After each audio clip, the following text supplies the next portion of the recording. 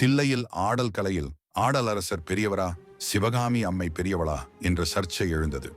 பிற கடவுளர்கள், தேவர்கள், முனிவர்கள், பூதகணங்கள் முன்னிலையில் அம்மையும் அப்பனும் ஆடல் போட்டியிட்டனர். கனக சபையில் சாதாரணமாக துவங்கிய போட்டி கொஞ்சம் தீவிரமாகிவிட அம்மையிடம் ஆடலுக்கே அரசரான நடராஜர் தோற்றுவிடலாம் என்ற கட்டம் வந்துவிட்டதாம். அப்போதுதான் நடராஜர் ஊர்த்தவ நடனம் நிகழ்த்தி வலது காலினை தலைக்கு மேல் தூக்கி ஆடினார். பெண்களின் நாணமும் கூச்சமும் காரணமாக பார்வதிக்கு இந்த தோரணையில் சமமாக நாட்டியம் ஆட முடியவில்லை மற்றும் அவரது தோல்வியை ஒப்புக்கொண்டார்.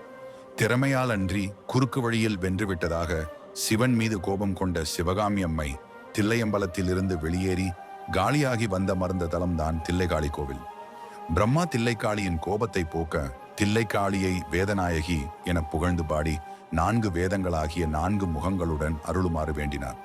அதன்படி காளிதேவி பிரம்மசாமுண்டீஸ்வரி என்ற பெயரில் பிரம்மனை போல் 4 முகத்துடன் காட்சி தந்து தில்லையில் தன்னை நாடி வரும் பக்தர்களை காத்து வருகிறார்.